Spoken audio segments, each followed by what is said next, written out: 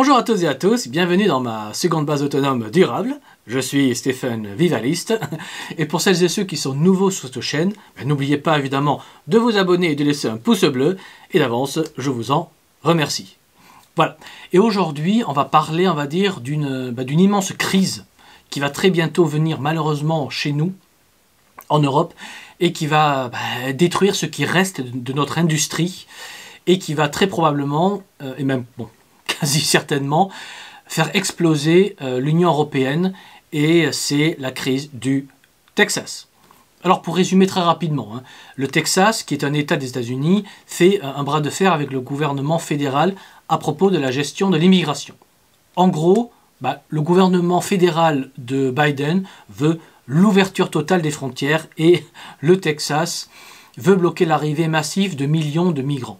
Et cela a mené le gouverneur du Texas à mobiliser la garde nationale du Texas, c'est donc l'armée locale, pour garder, on va dire, les frontières du Texas et se mettre en opposition à la limite, c'est vraiment la limite militaire, au pouvoir fédéral. Donc il y a vraiment un blocage presque de type militaire.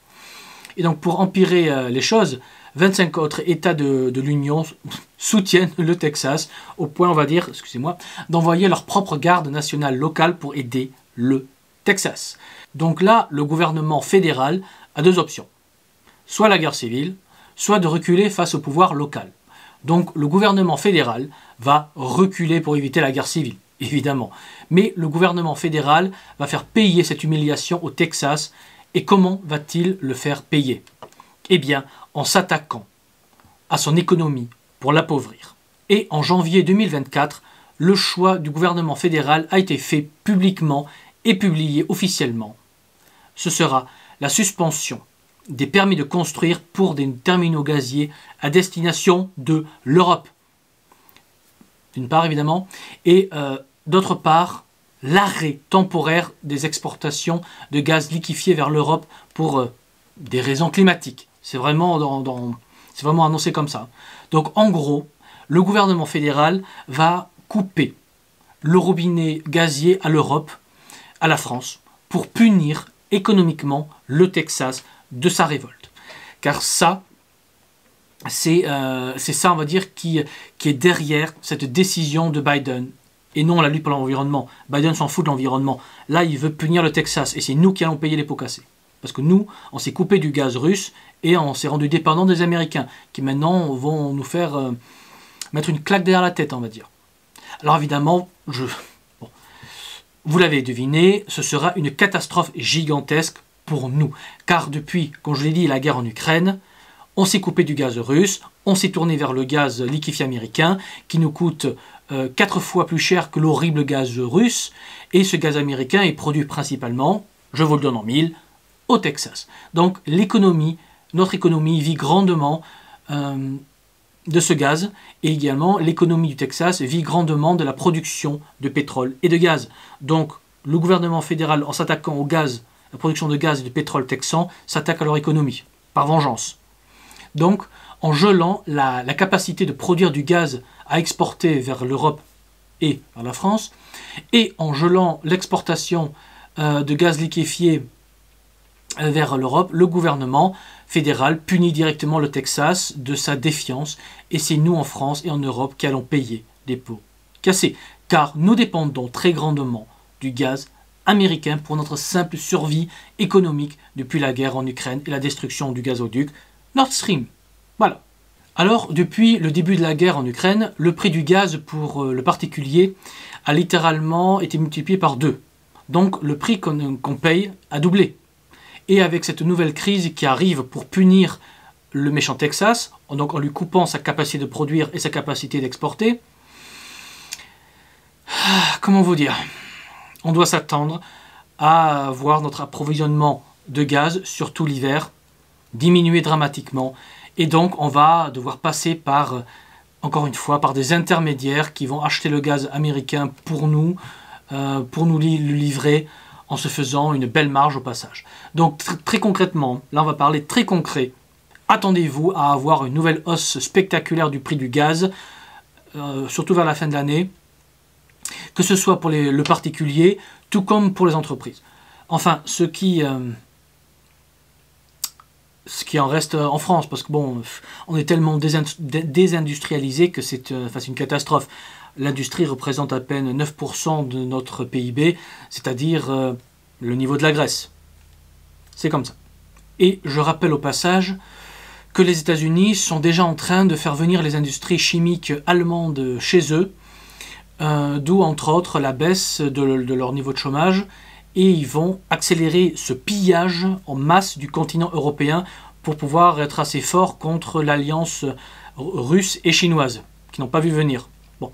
Donc attendez-vous à de nouvelles hausses de prix en tout, à de potentielles pénuries et à voir l'économie se casser encore plus la figure et plus vite, avec une hausse du chômage spectaculaire, ce qui pourrait mener vers des révoltes populaires comme le mouvement des agriculteurs, mais on va dire puissance 1000.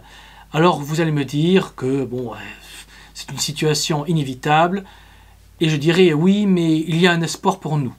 Et c'est l'élection présidentielle américaine de novembre 2024. Car si Trump est élu, il mettra fin à cette folie et on pourra à nouveau acheter du gaz américain, puis dans un second temps du gaz russe, ce qui sera un bol d'air pour nous, quoi qu'on pense du personnage de Trump, qu'on l'aime ou pas. De facto, lui c'est notre seul espoir pour l'instant de récupérer du gaz à un prix normal pour relancer un minimum, ou sauvegarder le peu d'industrie qui nous reste et pour avoir du chauffage qui n'est pas trop cher. Donc ce sera vraiment un grand bol d'air qui se fasse élire. Donc pour nous Français et Européens, l'arrivée de Trump pourrait apporter des baisses de prix. Bon, quoi qu'on pense du personnage, hein, on l'aime, on l'aime pas, ça c'est factuel. Mais en attendant, on va devoir subir les horreurs de la nouvelle politique de Biden qui veut punir le Texas. Alors dites-vous qu'en France, le prix du gaz, au particulier, n'a fait que doubler, car l'État a mis en place des subventions gigantesques, payées avec vos impôts, avec nos impôts, je peux m'inclure dedans, car sinon le prix de vos factures aurait directement été multiplié par au moins 4, au minimum. Mais dites-vous que ces subventions d'État, vous les paierez aussi, mais indirectement, et via vos impôts, donc c'est moins visible. Et ce n'est pas pour rien que le déficit de l'État français atteint plus de 50% du budget de l'État. Et le gouvernement de Macron, qui est le plus grand président de l'histoire de France, hein, c'est évident, va devoir augmenter les impôts, mais comme le peuple et les entreprises sont déjà à sec, que les riches et les grosses boîtes ont dégagé leur fortune hors de France, eh bien l'État républicain n'a plus que deux endroits où se servir allègrement. D'abord dans les économies du peuple, qui s'élèvent autour d'un montant total de 6 000 milliards d'euros, quelque chose comme ça, selon l'INSEE. Alors selon l'INSEE, il parle de 3 700 milliards, mais selon d'autres chiffres, ça tourne plus autour de 6 000 milliards. Donc il y a des marges, il y a de l'argent à récupérer là. Ensuite, l'État pourra taxer le patrimoine immobilier des Français. Et il y a une victime parfaite, c'est la résidence principale. Et oui, car aujourd'hui, on n'a pas de taxe d'habitation sur les résidences principales. Eh bien, ça pourrait changer. Car selon le site du gouvernement français, il y aurait officiellement 30,4 millions de résidences principales en France, selon l'État.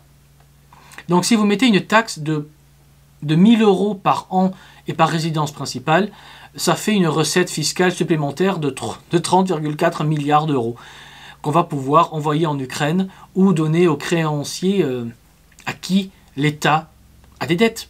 Et oui, le service de la dette va continuer d'augmenter année après année tant qu'on vit en République. Donc attendez-vous à voir les services publics républicains reculer année après année. Attendez-vous à voir vos impôts augmenter toujours plus. La TVA, tout va monter. Les prix des produits vont monter aussi, mais vos salaires non. Alors vous avez voulu la République athée et franc-maçonne, avec ses élites au pouvoir, eh bien vous récoltez la misère. Et c'est normal, car la France n'est pas qu'un pays matériel, c'est aussi un pays spirituel. Ce qui le prouve est la réalité. Quand on a un chef d'État très chrétien, on a eu un bond économique en avant et une prospérité sans pareil. Et là je parle bien du très chrétien Charles de Gaulle. Et depuis son départ, en 1969, l'État s'est coupé du christianisme.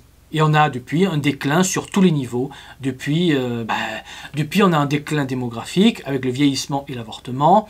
On a une grande désindustrialisation à travers les délocalisations. On a, depuis l'époque chrétienne, depuis qu'on s'est coupé de ça, on n'a plus un budget national en équilibre. C'est fini. Donc, depuis qu'on n'est plus dirigé par des chrétiens, on s'endette et on se ruine en intérêt à payer à ceux qui nous prêtent de l'argent, etc. Je sais que c'est un immense tabou, mais depuis que le pouvoir s'est coupé du christianisme, le pays, matériellement, est dans un déclin structurel. Et ça, c'est factuel. C'est factuel. On s'appauvrit année après année. Donc, n'espérez pas un essor ou une sortie de crise avec une élite anti-chrétienne au pouvoir, surtout franc-maçonne. Et si vous ne me croyez pas, regardez factuellement l'histoire. Simplement l'histoire factuelle.